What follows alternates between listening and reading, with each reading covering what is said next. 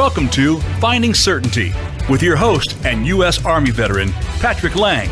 Over the next hour, you'll learn from Patrick and his expert guests how to attract more certainty into your business and your life. Now, here is your host, Patrick Laing. Welcome to Finding Certainty, everyone.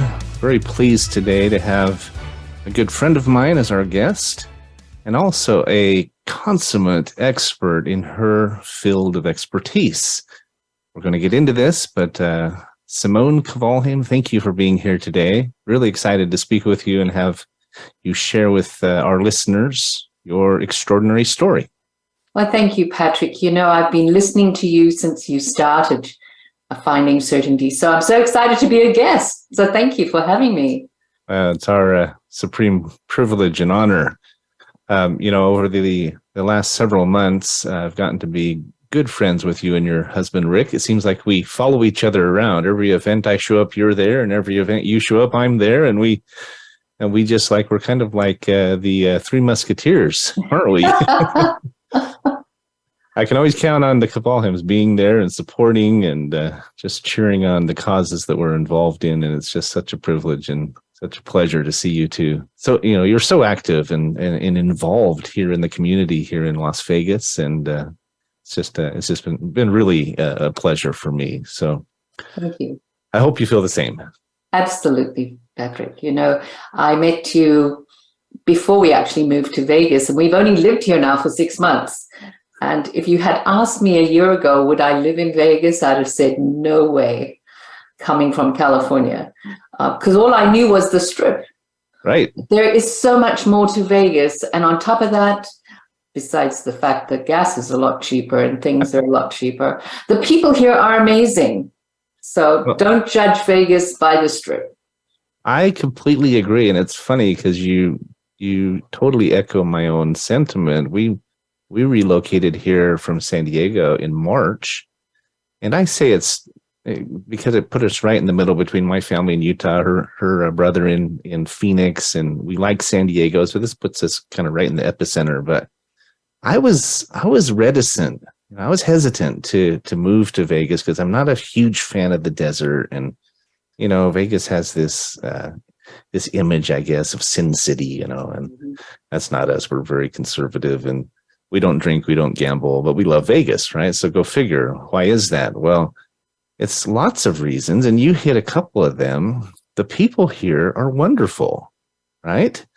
I mean, it is yourselves included, of course, but we've found a great church, a congregation we attend. We love the ward we're in. We love the neighbors. We really like being 20 minutes from the Strip where we can go see a show or go catch a restaurant or something. But when you're out in the neighborhoods, you almost forget that it's even there. Wouldn't you agree? Absolutely. The only time we go to the Strip is when there's an event or friends come and we want to go. And like you, we don't drink or gamble. So there's no other need to be down there. Right. So being out here close to the hills, and a lot of people don't know that there are mountains around Vegas. They think everything is flat and desert. It's not. It's actually very beautiful out here.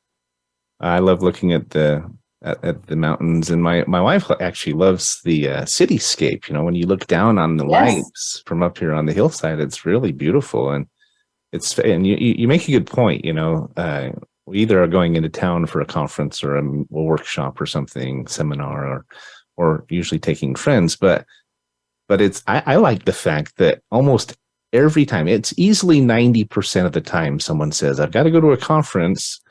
And I say, where is it? It's in Vegas, right? So they're all coming here, and we don't have to go. We don't have to fly there to see them, travel, pay for a hotel. I mean, we were just in a big workshop this last week, as you know, and everybody else had to fly in. I just drove down from my house. I went home every night, So that's kind of a nice feature of being here in Las Vegas as well, as I'm sure you would agree. So there's a lot of certainty around just that. Well, it's definitely less expensive on the budget, so I like that. And it's great. It's a great airport. You can get anywhere. The flights, many of them are subsidized. So there's a lot of things. We're really coming to to fall in love with it, to be honest. I could see us staying here long term, even though I'm still not a huge fan of the desert. I mean, I've lived in these gorgeous places like San Diego and Portland, Oregon, and Alaska, and I love the trees, I love the green, and I love the mountains. But this is a pretty good place for a central hub. You know, we can travel and see those places. I can go fishing. I can go hop on a plane. I can do these other things. But it's despite, in addition to the fact there's no state income tax here, that was another draw for us, right? So anyway, we could talk all day about Vegas, but let's not do that. We have far more important things to discuss. So, we mentioned that we were at a conference this last week. I'll put a plug for Bill and his Rainmaker Summit. That's actually how Simone and I first met. She's a good friend of a mutual friend, Frank Hellring. And Frank said, you've got to go meet this Simone Kvalheim. She's in Vegas. And we started texting back and forth. And then she invited me to come to this lunch with a billionaire friend of ours named Bill Walsh. Well, long story short, we both became a part of what he would call his Rainmaker. I call it the Rainmaker groupies, but I don't know what you call that, Simone. Well, we learned to make it rain. But he's the self-proclaimed American small business expert or small business coach, and it's not just hyperbole. I have learned so much from him. He's opened up so many doors. We're now partnered in 2 different projects, launching a 3rd. And I owe all that to you, Simone. As soon as it starts generating revenue, you're going to make some nice overrides. So, we're excited about it. Thank you. It's one of the things that really pleases my heart is when I invite somebody to something and they say yes. And they come and they decide for themselves.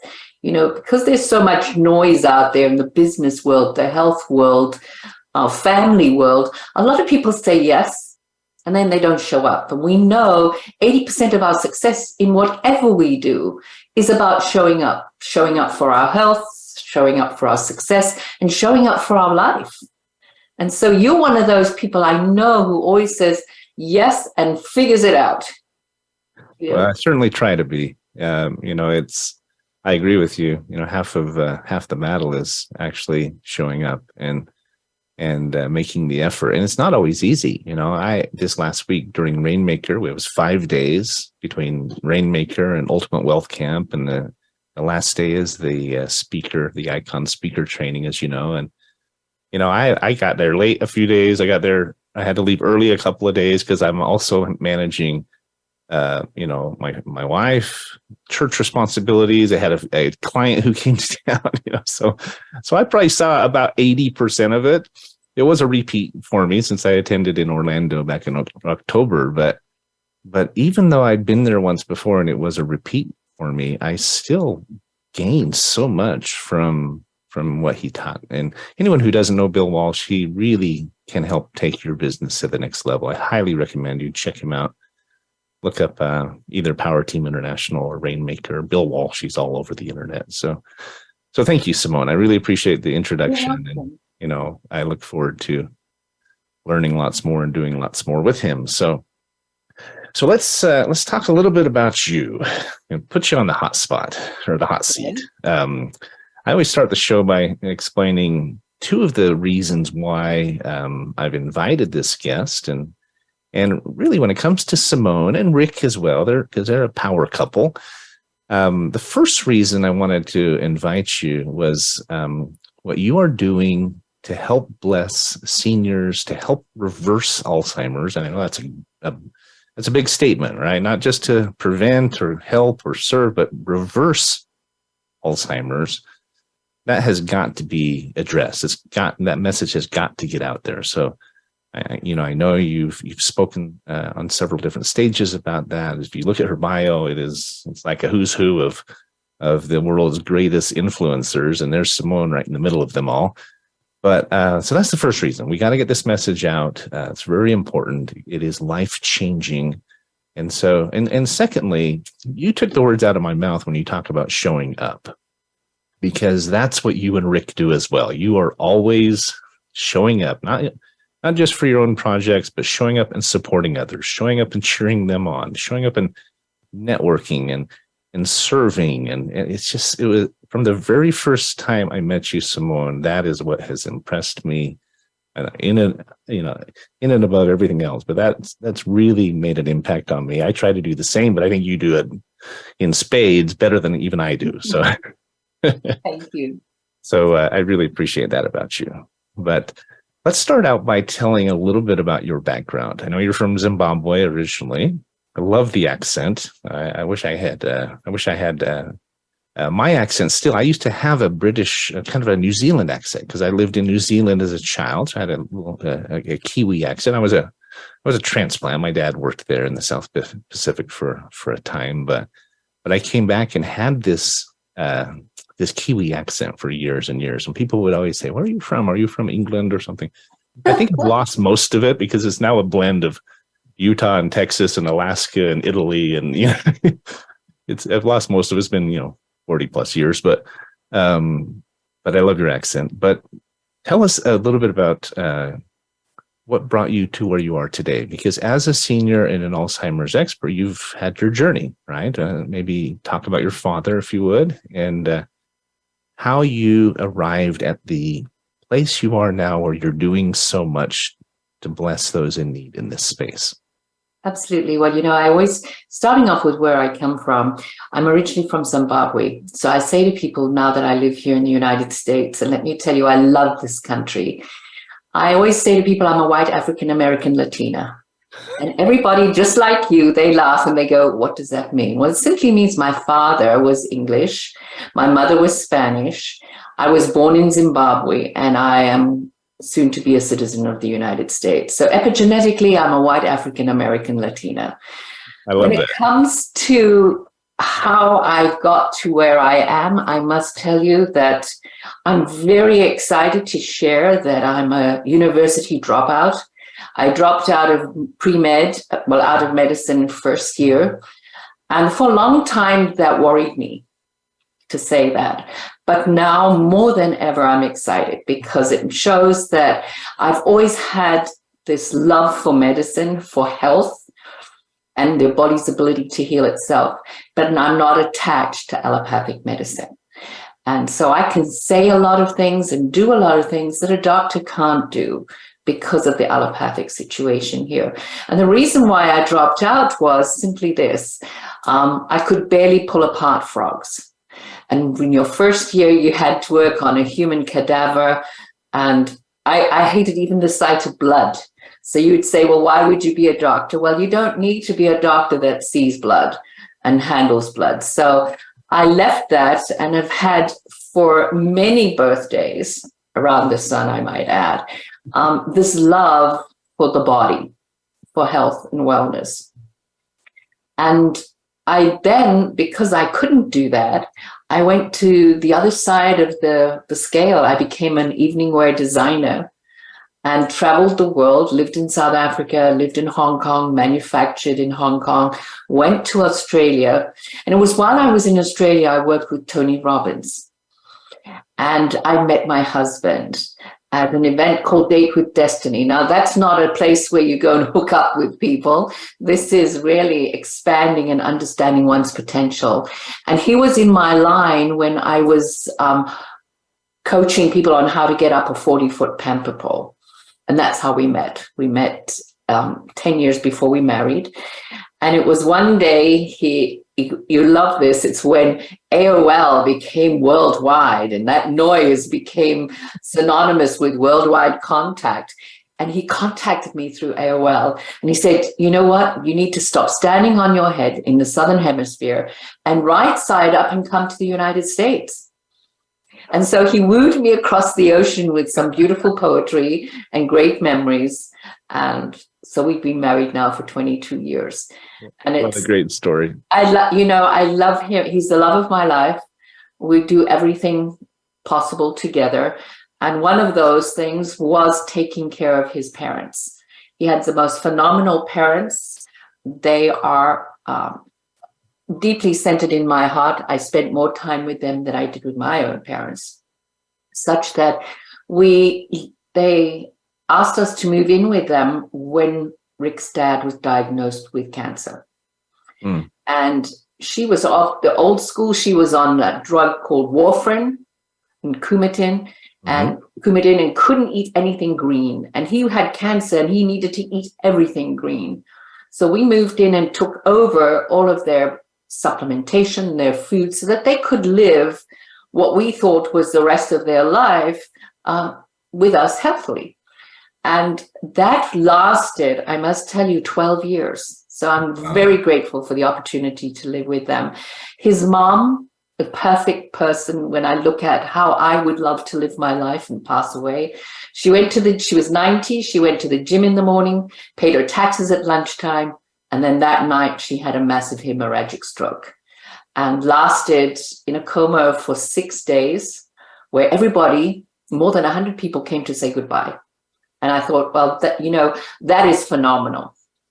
That's His the way dad lived till he was 96. And that story in itself is amazing, because we always thought he would go first, because he'd had so many ailments and issues with his health, from bladder cancer, skin cancer, all of those things. However, we were living with him when Rick's mom passed away. And I thought he would pass away very quickly, because he did have broken heart syndrome. The love of his life for 71 years left him in a blink of an eye. Wow. And so we lived with him, and I said to him very shortly after she passed away, I said, what is your plan? Is your plan to pass away? And that's okay? Or do you want to live? And he said, I still think I have some good years in me. And that was when he was 92. And for a year, we lived with him and loved him, and were so grateful to have that time with him. And then overnight, he stopped talking English. He didn't know who I was. He thought the president was Lincoln.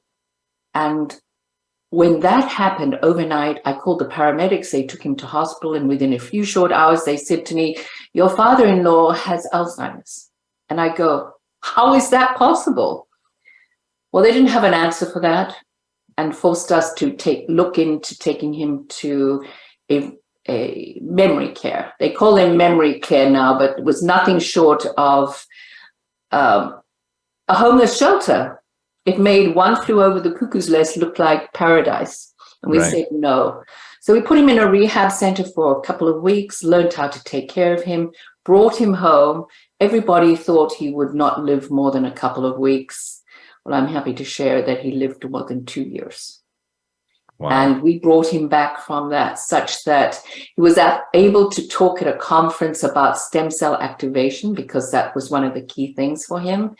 And at his 96th birthday, having gone through breaking a hip during COVID, he looked amazing, sounded amazing.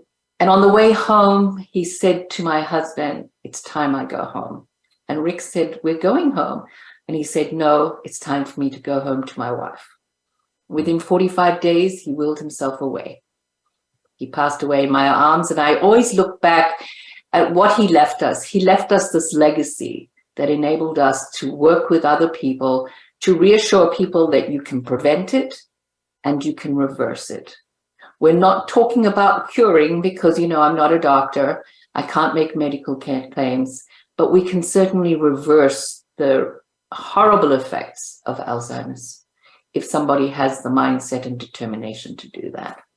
That is a fantastic story. And I've heard it before, but I heard more details today, Simone. I really appreciate that.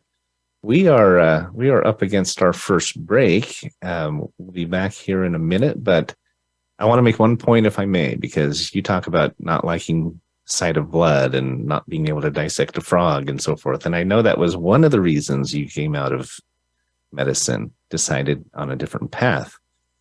But it was also, I think, that you were conflicted with big medicine, with big pharma, with prescription medicine and these other things. You started seeing, there's a better way than this.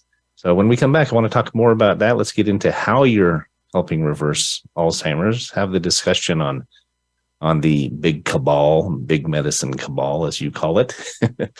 But let us go to break. We'll be right back, folks. Don't go away. Thanks for listening.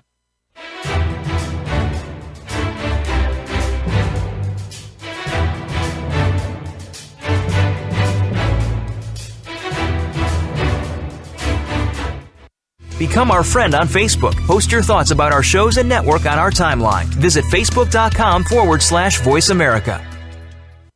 Certainty Management can help create more certainty in your life with our deep discount health insurance options, even for 1099s, part-time employees, volunteers, and more. Pay less to protect yourself, your loved ones, and your team. Call 888-684-3122 for a free quote today. That's 888-684-3122. Visit us on the web at CertaintyTeam.com. That's Certainty, TEAM, like Mary.com. If you're a nonprofit in need of funding, we can help. Certainty Management is a cost reduction firm that also helps churches, schools, sports teams, and other nonprofits raise unlimited zero-cost funding. Best of all, you don't have to sell anything or ask for donations. Call 888-684-3122 to learn more today. That's 888-684-3122. Visit us on the web at CertaintyTeam.com. That's Certainty, TEAM, like Mary.com. Get the news on our shows and other happenings by following us on Twitter. Find us at Voice America TRN or twitter.com/Voice America TRN. Voice America Business Network, the bottom line in business. The future of online TV is here. View exclusive content from your favorite talk radio hosts and new programs that you can't see anywhere else. Visit voiceamerica.tv today. Have you become a member yet? Sign up now to become a member of Voice America. It's always free and easy. Plus, you get to take advantage of some great member benefits. Get unlimited access to millions of hours of on-demand content across all of our channels. Keep track of your favorite episodes, shows, and hosts in your own customizable library. Find out what shows you might be interested in based on your favorites. Plus, you get insider access with our newsletter. Membership gives you more. Sign up at voiceamerica.com and click Register at the top right.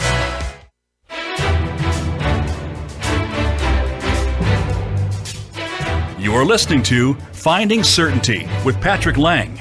Have a question for Patrick or his guests? Join us on the show at 866-472-5790.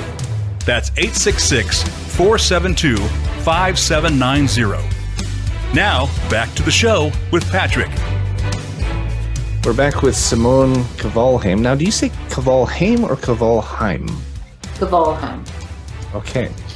That's how I would say it in German, Kvalheim, but I wasn't sure. So thanks for clarifying. Because the Vikings say Kvalheim. But if you say Kvalheim here in the United States, they go, where is the Q? Right. And where's the W or whatever? Yeah. So over the break, we were talking a little bit about your husband's father, basically your father-in-law, Per, who you've now started a foundation in his name. Isn't that correct? It's called Vikingness. Yes. Home of the Vikings, the Per and Grey Kvalheim Foundation, which is a senior community. It's building a senior community, if you will, that reverses Alzheimer's.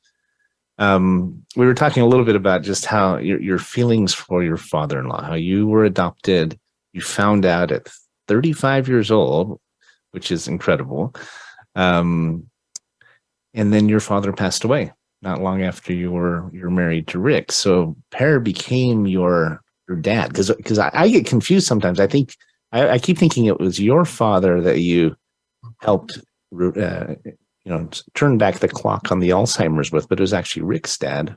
But I think it's because of how you speak about him. You talk about him with such tenderness and so forth that the lines get blurry for me. I think they get blurry for a lot of people because they go, you're husband and wife, not brother and sister. So how come you've got the same dad? But, I'm eternally grateful for the love that I have for him and the love that he shared with me, such that I became his primary caregiver in the last 2 weeks of his life. and he died in my arms. And I always think, having someone pass away in your arms is maybe the most amazing thing that can happen to you, because you actually experience that person going to God. Yeah, you feel them leaving. I don't know how to put it other than it's the closest other than taking care of his body for preparation for burial. That's, I believe, the closest I've got to God.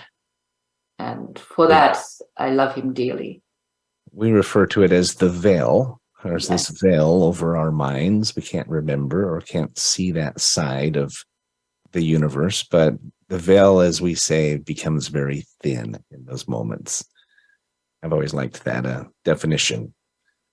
So let's talk a little bit about how it is that you were able to take him from not recognizing his grandchildren and not being able to, thinking that Lincoln was the president and so forth and so on, to actually being able to speak publicly and go and vote for his president of choice and know who he was voting for. And, these stories you've shared with me. And how did you do it? How do you do this? How is it actually happening? Because this is a really big announcement. This is, I think, an enormous blessing, an enormous statement that many out there, millions of listeners, could potentially benefit from if they so desire. It starts off by being an advocate, not being a loved one. Because by being an advocate, you have to be strict. I became the food Nazi in the house. Anything that looked, smelt, or tasted like sugar had to be removed from the home, such that you're going to laugh at this little bit of the story. When they diagnosed him with Alzheimer's, they said it must have been something that he ate. And I thought, you know what? There's that show on TV called House. And House always sends his interns to break into the patient's home because he says patients lie about what they do. So I actually went home when they said that he had Alzheimer's. I thought, oh my God, I broke into our house. I took the screen off the bedroom window and broke into the house and pretended to be a CSI, a forensic scientist, to find out. Right. And from that, I decided that, I needed to be the food Nazi. I needed to do all the research about medication, see what he was on, and that's how it started. And I was shocked to find that he'd been on a medication for more than 25 years, which only has an efficacy of 40 months. That's the maximum somebody should be on, less than, 4 years. And the side effects, they clearly state, lead to Alzheimer's and dementia. So when I started to look at all of that, I went with him to his doctor and I explained to his doctor, this is what I'm going to do. There's an amazing book that I found, and I've had the privilege to interview Dr. Dale Bredesen. It's The End of Alzheimer's. I met with him, and I met with my father-in-law's doctor, Paris doctor, and I said, this is what I'm going to do. I have power of attorney.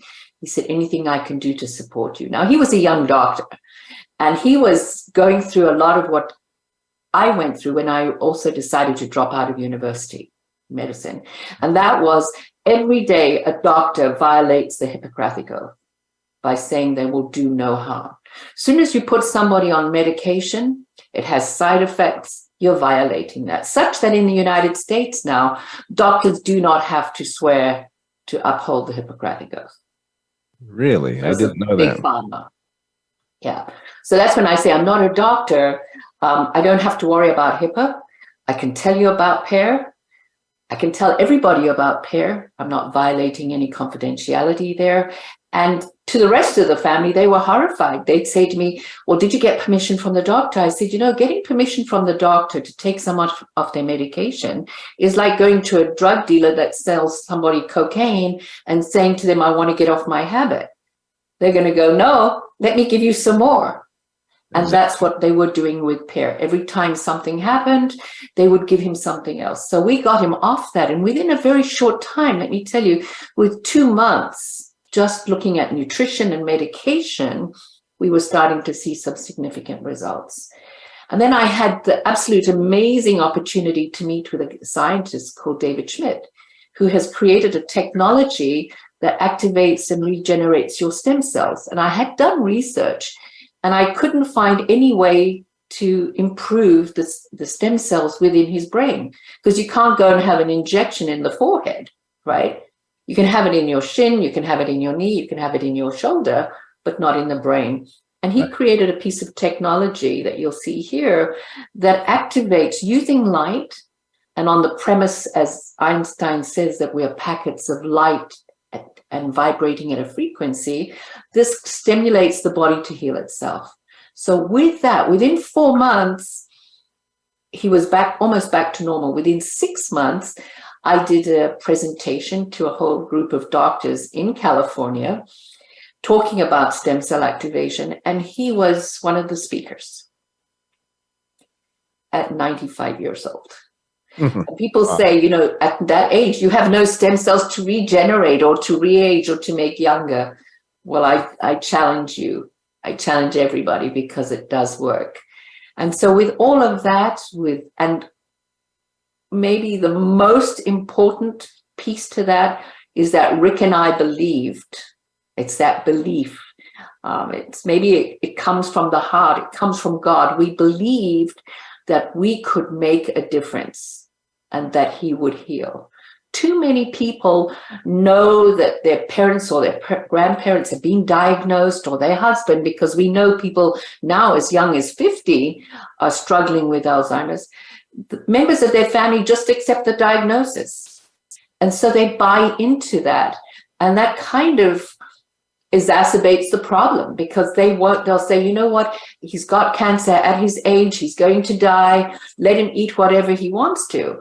When they said that to me about pear, I'd say no, because everything he's been eating over the last maybe 25 years has led to him having Alzheimer's. Mm-hmm. Because we know the match is lit for Alzheimer's 25 years before you exhibit the symptoms. It's chronic disease. And because it's chronic disease, we believe with enough people buying into this opportunity to heal people and the understanding that Alzheimer's should become a blip on the radar, just like polio. Rather than a chronic disease, exactly. An epidemic.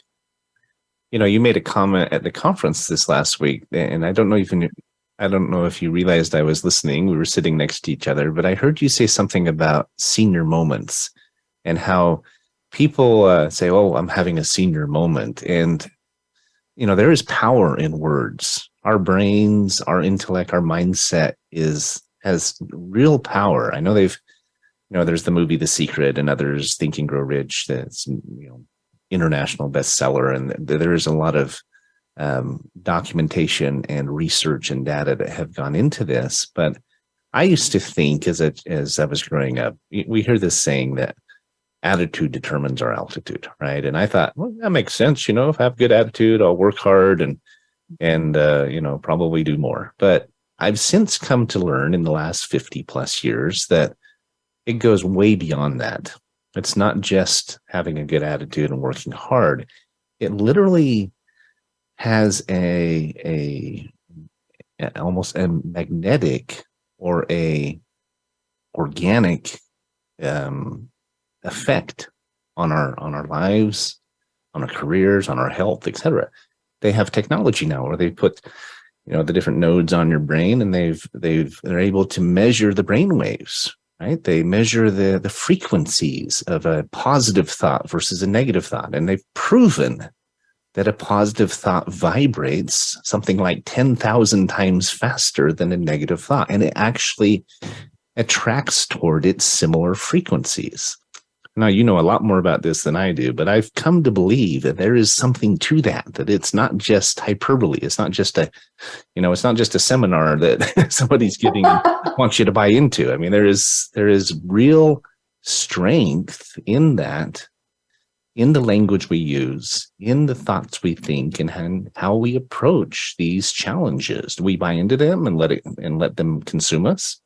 Or do we take another path? The whole scarcity versus abundance conversation, I used to say my head's killing me. I don't say that anymore because I don't want it to. So, anyway, any thoughts on that? I know you're a big believer in this. Thoughts are things. And when we say things, first of all, when someone says, I'm having a senior moment, I say to them, take notice, because something is happening. We don't say we have a senior moment just for no reason. If you walk out into the garage and you're standing in front of your fridge in the garage and you're not sure why you're there, or you can't find your keys, there's something happening and you need to take notice. And it doesn't mean you're going down the path of Alzheimer's. It means that something is happening neurologically that you can change. When it comes to words and thoughts, as soon as our dad was now conversing very quickly back to English, I set him up for him to write his gratitude journal. And every day he would write 5 things that he was grateful for. In the beginning, it was the same 5 things, but after a while it expanded as he expanded his gratitude. And one of the last things that he said to me is that he loved me, and that he was grateful to Rick and I. And that stays in my heart.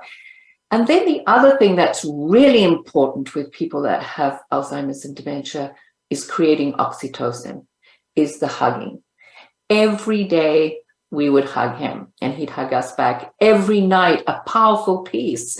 Rick would go into his bedroom, stroke his head. I mean, this man is 6'5", right? A big guy, but he always stroked his head because he was completely bald.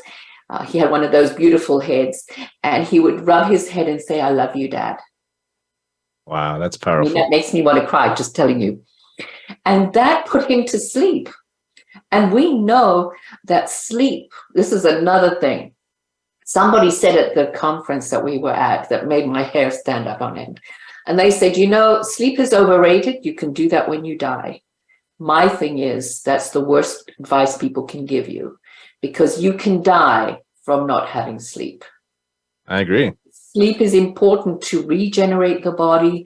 And the other thing, when I went and did pre-med, we were told we had a finite number of brain cells. We know now that that's not true. Sleep helps us regenerate our brain. Right. Well, I couldn't agree more. I'd like to come back. We're coming up on our next break here, but I'd like to come back and talk a little bit more about some of the forces out there that are incorrect, that are even not just detrimental, but I think are outright abusive, strategic, things like Monsanto, things like the big pharma. Let's talk a little bit about that when we come back from the break, because I know how you feel. You're very passionate about that, but I think there's some insights you can share with the audience that would be good to do exactly that. Good to get out there.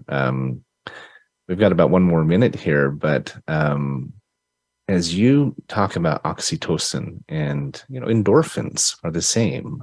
These are powerful chemicals and powerful stimuli within our bodies, and I think we forget how powerful they can be. They talk about how important it is. I think it was back in World War II or World War I where they realized babies were dying, but there was one ward where the babies were thriving, and they said, what's the difference between these? It was after they'd figured out, bacteria at least, but they realized that the nurses in that ward were holding the babies and rocking them where the others weren't. I think there's a lot we can talk about. That's probably a whole episode in and of itself. But it's powerful stuff, right? Any last thoughts just in the last 30 seconds before we go to break? Well, I'd like to talk, when you talk about Big Pharma, I'd like to talk about the outsourcing of our health, the outsourcing of our lives. Technology is an amazing thing, but it's led us to be not taking responsibility. That's another thing. Taking responsibility for one's life, period, is a big thing. Yeah, I think there's a lot of truth in that, Simone. That applies in so many areas of our life, right? It's not just our health, but it's our business, our relationships. I've always believed, and I've heard it said, that we are either progressing or digressing. There's no such thing as status quo, right? We're never just static. We are either improving or we're getting worse. And And so that's it's a good reminder as we're looking at our relationships and things like that. Am I building my relationship, or is it getting worse? It's usually not. It might feel like it's just status quo, it's just static, but it's because the digression or progression isn't always. It isn't always aggressive. It isn't always noticeable, but it is happening, right? So anyway, we'll come back. It's time to go to break again, folks. Thanks for listening. We're listening to Simone Kvalheim, who is the owner of Accelerated Health.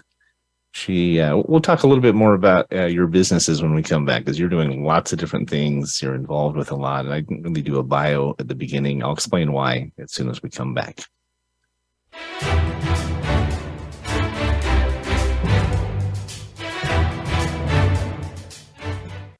Follow us on Twitter at VoiceAmericaTRN. Get the lowdown on guests, new shows, and your favorites. That's VoiceAmericaTRN. If you're a nonprofit in need of funding, we can help. Certainty Management is a cost reduction firm that also helps churches, schools, sports teams, and other nonprofits raise unlimited zero-cost funding. Best of all, you don't have to sell anything or ask for donations. Call 888-684-3122 to learn more today. That's 888-684-3122. Visit us on the web at CertaintyTeam.com. That's Certainty, Team, like Mary.com. Certainty Management can help create more certainty in your life with our deep discount health insurance options, even for 1099s, part-time employees, volunteers, and more. Pay less to protect yourself, your loved ones, and your team. Call 888-684-3122 for a free quote today. That's 888-684-3122. Visit us on the web at CertaintyTeam.com. That's Certainty, Team, like Mary.com. We're with you wherever Alexa and Google are. At home, in the car, on your smart TV, and your connected devices. Hey, Alexa! Hey, Google! Play my favorite Voice America podcast on TuneIn. It's just that easy. But make sure you actually mention the name of the podcast show to make it work. Become our friend on Facebook. Post your thoughts about our shows and network on our timeline. Visit Facebook.com/Voice America. When it comes to business, you'll find the experts here. Voice America Business Network.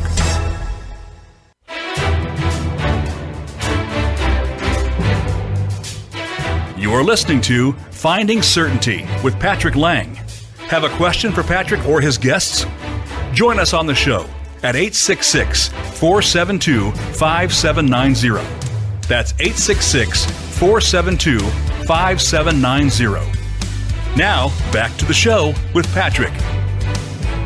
Welcome back to Finding Certainty, everybody. We're visiting with Simone Kvalheim, who is an author. She's a business owner. She's a public speaker.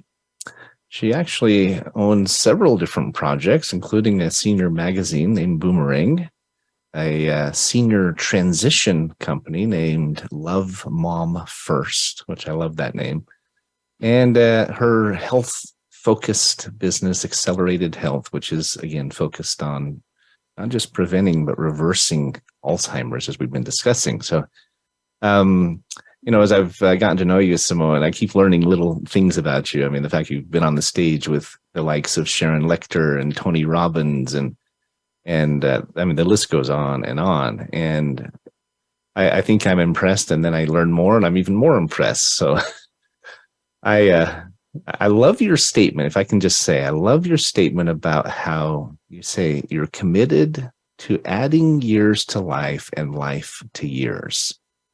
Do you mind commenting on that just for a moment? Then I want to get into some of the forces that are fighting against real lasting health. Well, it's because of the forces that are out there. You know, when you turn 55, they tell you to go and get your blood work done because now you need to be on medication. And that starts this whole cascade.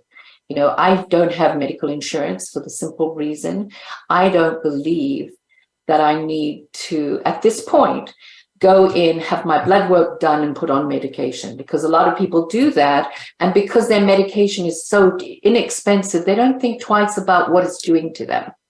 And then they get caught up in that trap. And before you know it, I can speak for myself, you're 65 and you're on 12 medications, and one of them is Ambien. You try and get life insurance when you're on Ambien, they don't want to know about you. The insurance company already says this person is high risk. And so it's what medications do to you. That was one of the reasons why I'm so passionate about writing my book. My book is the next 8,000 days. I turned 65 a month ago, and it hit me like a ton of bricks. I was prepared for it. I've always felt young. I think I look young. But when you actually see that marker, 65, and it struck me that, whenever you do a quiz or you do a survey, they ask you your age, and they have these brackets, and then they come to 65, and then there's nothing after 65. And I thought to myself, what the hell? Or what the heck? What happens when you're 65? Well, everything happens when you're 65, and you've added life to your years. Because going through medication, they just want you to live as long as you can. They don't care how you are. You can be a dribbling mess in a memory care clinic at 90 and have been there for 10 years. Mine was to be like my mother-in-law. As I said, she went to the gym, paid her taxes, and then she passed away in full cognition, the picture of health. That's the way to go. That's how I believe people should live. Whether you die at 65, 75, or 96, be aware of where you are, and God takes you because it's God's time. Right. Not because it's big pharma's, the consequences of being on big pharma's medication. Exactly. And so my book, The 8,000 Years, is really also because I met a millennial who said, oh my God, you're a baby boomer. I said, I am. And that person said, oh, you're the generation that's going to wipe out Social Security. We're going to be left here with no pension, no nothing, just a mess. And I thought, us baby boomers, we've spiked every single market we've gone into as we've aged. And the next 8,000 years is where we're going to change the face of senior living. Senior living currently is called senior care. And they take care of seniors, and they entertain them and take care of their personal needs. And play bingo. People like me at 65, when we're looking to our senior years, we want to be in a community of like-minded people, contributing, living, playing cash flow, and generating generational wealth. And so at 65, we have this amazing capacity to do that, to generate multi-generational wealth. Because at 65, we have so much experience and we know what to do. And we're not expecting people to do it for us. And so that's what that book is about. Love Moms First is a project of mine to help seniors get into the senior care, to get the care that they need. Because, one of the problems with senior living is it's expensive. And when people find out that mom has to go into senior care, they pull their hair out and go, how are we going to do this? We have to sell mom's house. But mom's lived there for 25 years. She's been an aggressive collector. And there's 25 years of deferred maintenance. Well, we come along and take the stress off the plate, work with the daughter, Judy, we call her, and take care of the house and the stuff and get them the equity they need. Well, I was really fascinated by that part of your business. I know the Accelerated Health focuses on improving health and reversing these symptoms, these diseases, Alzheimer's specifically, but you help in other areas as well. The stem cell research can help in several different areas, not just Alzheimer's, but it helps with chronic pain. It helps with chronic fatigue. I mean, the list goes on. And we don't have time to get into that in today's show, but I think we should probably do a whole nother show at another time and really dig into that technology, because I believe, and I heard a statement this weekend at this conference, he commented on I forget who it was he was referring to, but he was in his 90s, and he says, my best years have been from between 65 and 95. I mean, I've accomplished more. I've built my wealth. I've written books. I've spoken. I've traveled. You know, he had married a younger woman. You know, Yes, Noel Lee. Was it Noel Lee that he was Yes. talking about? And you know, he's the CEO and founder of Monster Cable. They refer to him as the head monster. I loved that. They developed the Beats headphones and sold it for $3 billion to Apple. And he attributed doing it all since he was in his 60s. And he's in a wheelchair too for 30 years. Yeah. I mean, man, if he could do it, anybody could do it, right? And so, well, probably not, but you know what I mean. But with the advance of technologies, they believe that people can live into their early hundreds, 110, 120. I mean, with medical advances and so forth. However, there are those forces that are very detrimental. And as we're coming up on the end of the show, just comment on Monsanto and the big pharma and your feelings on that. You also even mentioned the Alzheimer's Foundation as not necessarily a positive force. And I think that's a really important point to make. They may not like to hear this, but I think it's a very insightful comment, if you don't mind making it. Absolutely. You know, because our dad was diagnosed with Alzheimer's, people say, oh, you obviously do Alzheimer's walks and you give to the Alzheimer's Foundation. And I say no, because the Alzheimer's Foundation, the incentive for them to donate money to a cure is not there. Because as long as Alzheimer's is out there, they have a way to generate money for the foundation. And as you know, like a lot of foundations, the money goes to the infrastructure of the foundation. So there's no incentive to find a cure. That's interesting. That's my big thing. That's a really interesting point. So I would say, there's a lot of other places to put your money, a lot of other places. When it comes to Big Pharma and Monsanto, I'm concerned about how easily and readily people take medication without knowing the side effects. I have something that's purely natural, and people will say, well, can you show me the clinical trials and the patents? And I can, but I say to them, now you're on this particular medication. Before you took it, did you ask your doctor for the clinical trials? Did you ask what's in it? And of course, that's become a bit of a soapbox in the last 2 years because people are doing things to their body without knowing what it does and without mentioning it directly. I would say to people, why is it that people are suddenly dropping dead? Why are athletes who at the peak of their performance in life are dropping dead? It's because of what they're taking without thinking about the consequences. Classic to that is our dad went to his gastroenterologist, and the gastroenterologist said to him at 96, I'm surprised to see you alive. And he said, why? He said, well, are you still on your medication? He says, no, that medication causes Alzheimer's. And the gastroenterologist said, no, it doesn't. He says, well, I'm not taking it because it does. Wow. And so there are things that people take over the counter thinking that they're safe. It's just like food. People are eating certain foods thinking that they're safe. And the worst thing is when you go in a supermarket, the thing that you see the most of, if you stop and look, is sugar. And sugar is more addictive than cocaine. They've done tests with rats, and rats will give up their cocaine for sugar. And so we've been told that fats are bad for us. The brain needs fat, but it doesn't need sugar. That's incredible. I wish we could keep going. Very interesting topics.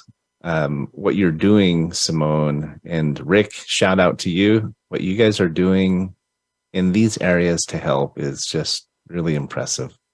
It's my honor to know you. How can people get a hold of you, just in closing? Well, I'm happy for people to text me. I have a text number. It is 760-953-9484. Text me with any questions. I'd be delighted to help. I do a free consultation to find out where people are at and how I can help them. Or look me up on LinkedIn. And I believe that's in your page that you're doing for Voice America Today. So again, the number is 760-953-9484. 9484. And it takes courage to text me, because it's the admission or the understanding that something is not happening as it should be. But take courage and know that I'll help you. As you said, half the battle is showing up, right? Correct. Well, thanks for listening to Finding Certainty today, everybody. Unfortunately, we are out of time. The hour always passes so quickly. It's hard to believe. But come back next week. We're going to be meeting with Donna Campbell of the Mentors Studio, a phenomenal business leader, public speaker, coach that can teach you how to get your message out. Just like your message, Simone, so important. Thanks for being here today. Really appreciate you and your friendship, and give my best to Rick. And we'll be back next week, everybody. Thanks so much.